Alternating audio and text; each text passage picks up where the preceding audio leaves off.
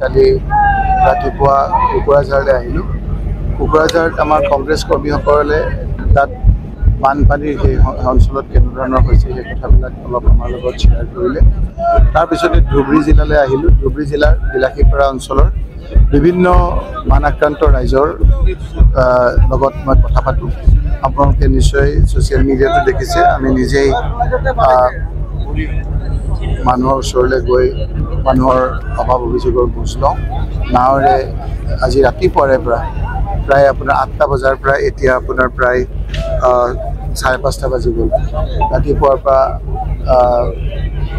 ধুবুৰী লোকসভা সমষ্টিৰ অন্তৰ্গত ধুবুৰী জিলাৰ আমি বিভিন্ন অঞ্চল পৰিভ্ৰমণ কৰোঁ। বিচিং জোৰোৱা সমষ্টিৰ ফকীৰগঞ্জ অঞ্চল, জলেশ্বৰ সমষ্টিৰ গোৱালপাৰাৰ মেডাৰ গিৰিজাতকৈ বুঢ়াবৰী অঞ্চল, গোৱালপাৰা পূব সমষ্টিত। এতিয়া মই আছোঁ আপোনাৰ বৰপেটাৰ এটা পাৰ্ট, যিটো পাৰ্ট আপোনাৰ গোৱালপাৰা দি ওচৰ।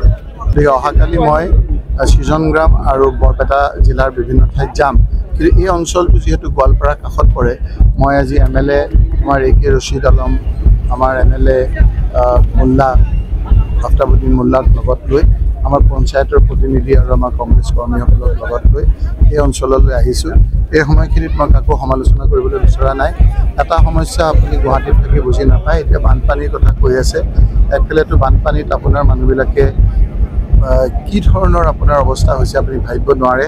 আপোনালোকে যদি চাই ইয়াৰ ঘৰবিলাক, টিনবিলাক ওপৰতো লগায়, কিনাৰতো লগায়। কিনাৰত এইকাৰণে লগায় যে যিকোনো সময়ত তেওঁলোকে যাতে ঘৰটো উঠাই লৈ যোৱাত সুবিধা হয়। আজি এই বানপানীৰ সমস্যাতেই আকৌ আপোনাৰ গৰাখহনীয়া সমস্যাই মানুহক আগুৰি ধৰিছে। গৰাখহনীয়া সমস্যাটো বহু ক্ষেত্ৰত দিল্লীক মই নকওঁ যে বুজাবৰ কাৰণে চেষ্টা কৰা নাই, কিন্তু মোৰ অনুভূতি যে বহুতে বুজি পোৱা নাই।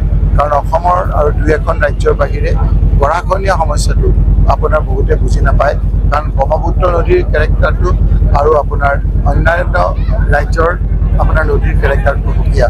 আমাৰ ইয়াত নিমিষতে শ বিঘাৰ মালিকক পথৰ ভিকাৰী কৰি দিয়ে। এই লোকসকলে যেতিয়া এখন চালিৰে ক'ৰবাত থাকে, এই লোকসকলক বাহিৰৰ মানুহ বুলি বিভিন্ন ধৰণৰ বিশেষণ কৰি তেওঁলোকক উপলব্ধ কৰে।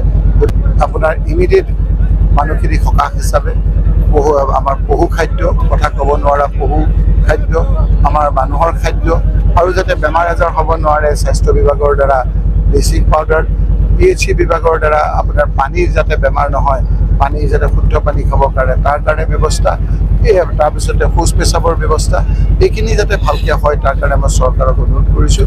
আৰু ময়ো এই মানুহখিনিৰ দুখত সমাৱেশী হয় এইখিনি লোকৰ ওচৰলৈ আহিছোঁ।